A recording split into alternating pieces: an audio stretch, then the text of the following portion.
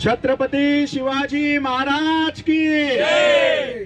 Doctor Babasaheb आंबेडकरांचा माझं नाव समर्पण सुरेखा लक्ष्मण थोरात, सनई छत्रपती शासन या राष्ट्रीय अधिकृत पक्षाचा मी महाराष्ट्र सचिव आहे आणि मुंबई सहप्रभारी आहे। आज ब्लू टायगर जो ग्रुप आहे आणि शेळके सर आहेत आमच्या सोबत, यांना सनई छत्रपती शासन पक्षाकडून आम्ही जाहीर पाठिंबा घोषित करत आहोत। आमचे राष्ट्रीय अध्यक्ष प्राध्यापक नामदेवराव जाधव सर यांचा आशीर्वाद घेऊन मी इकडे आलेलो आहे, कारण की हा जो मुद्दा आहे नकली बांगलादेशी किन्नर, हा काही साधा मुद्दा नाही, हा देश सुरक्षेचा मुद्दा आहे। ही गोष्ट सर्वांनी लक्षात घ्यावी। आपण मुंबईमध्ये राहतो, आज आम्ही आझाद मैदान येथे जमलेलो आहोत। काही वर्षापूर्वी याच मुंबई शहरामध्ये पाकिस्तानातून आतंकवादी घुसले आणि ती जी रक्ताची चिंकारी या मुंबईमध्ये उतरली गेलेली आहे, जे आतंकवादी हमले झालेले आहेत, हे सर्व मुंबईने, पूर्ण महाराष्ट्राने, देशाने आणि जगाने पाहिलेलं आहे। आणि अशा परिस्थितीत जर का एक बांगलादेशी किन्नर 30 वर्ष या मुंबईमध्ये, महाराष्ट्रामध्ये भारताचा आधार कार्ड बनवून राहत असेल, तर देशाचे गृहमंत्री, महाराष्ट्राचे गृहमंत्री, देशाचे पंतप्रधान, महाराष्ट्राचे मुख्यमंत्री काय झोपलेत का? कुठे आहेत ते? तुमची सरकारी यंत्रणा कुठे आहे? आणि महाराष्ट्राचे जे माता भगिनी आहेत यांची सुरक्षेचा हा प्रश्न आहे।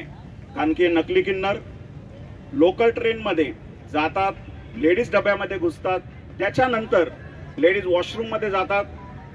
आमच्याकडे FIR कॉपी आहे, ज्या वेळेला हे नकली किन्नर द्वारे बलात्कार केले गेलेला आहे एका 12 वर्षाच्या मुलीचा। तर तुम्ही मला सांगा की जर का अशी परिस्थिती असेल या महाराष्ट्रामध्ये, या मुंबईमध्ये, तर गृहमंत्री आणि देशाचे गृहमंत्री हे लोक काय करतायत? आमचे मित्र आणि आमचे बंधू कृष्णा आडेलकर या कार्यासाठी गेली 3 ते 4 वर्ष सातत्याने झटतायत, पाठपुरावा करतायत, पोलीस कंप्लेंट करतायत, परंतु त्यांना प्रत्युत्तर देत नाही। उलट हा जो बांगलादेशी किन्नर आहे, जो पकडला गेलेला आहे, तो त्यांना दमदाटी करतो, त्यांना पोलीस केस केली जाते, त्यांना 2 महिने जेलमध्ये टाकलं जातं। हा एक मराठी मुलगा जर का लढतोय, तर हे महाराष्ट्र, ही मुंबई मराठ्याची राहिली की नाही राहिली आहे? की बांगलादेशवरून लोक येणार आणि आम्हाला जोर जबरदस्ती करणार आहेत?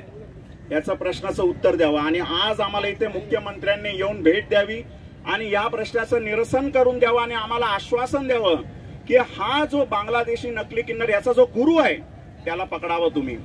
कारण यांची हफ्ते वसुली, यांचे वेश्या व्यवसायाचे बाजार हे खुलेआम मुंबई शहरामध्ये चाललेले आहेत। याला कुठेतरी रोख बसला पाहिजे। आणि जर का हा रोख बसला नाही, तर संविधानिक मार्गाने डॉक्टर बाबासाहेब आंबेडकरांनी जे आम्हाला संविधान दिलेलं आहे, शिका, संघटित व्हा आणि संघर्ष करा। ज्या वेळेला आम्ही ही शिक्षणाची लाठी उगारू, त्यानंतर तुम्हाला पळती भोई कमी पडणार नाहीये, हे लक्षात ठेवा।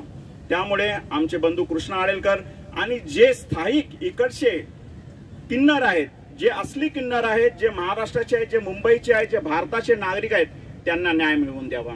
यासाठी आम्ही ब्लू टायगर ग्रुप, सनई छत्रपती शासन पक्ष, आम्ही सर्वजण एकत्र आलेलो आहोत आणि आमच्या भाऊ कृष्णासाठी आम्ही जे आहे या ठिकाणी एकत्र जमलेलो आहोत।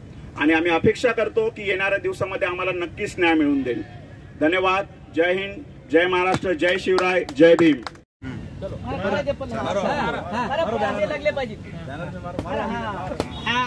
बांग्लादेशी किन्नर हटाओ, बांग्लादेशी किन्नर हटाओ।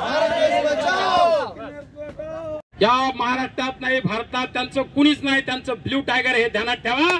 आणि जे भारतातले, महाराष्ट्रातले किन्नर आहे, त्यांचा एकच भाऊ आहे, म्हणजे तो म्हणजे बाळराजे शेळके। आज त्यांच्या पाठीमागे मी खंबीरपणे उभा आहे, पण जे भारताच्या बाहेरून आलेत त्यांचा विरोधक आहे। मी भारताचा एक लाल आहे, डॉक्टर बाबासाहेब आंबेडकरांच्या विचारांचा तरुण आहे। आणि हे सगळे जमलेत, हे शाहू फुले आंबेडकरी विचारांचे वारसदार आहेत आणि शाहू फुले आंबेडकरांच्या विचारांचे वारसदार मागे हटणार नाहीत। येणाऱ्या काळामध्ये महाराष्ट्रामध्ये मोठे जन आंदोलन करायचं जर असलं तर आमची तयारी, रस्त्यावर उतरायचं असलं तर आमची सगळ्यांची तयारी, तुमची तयारी करायला सांगा।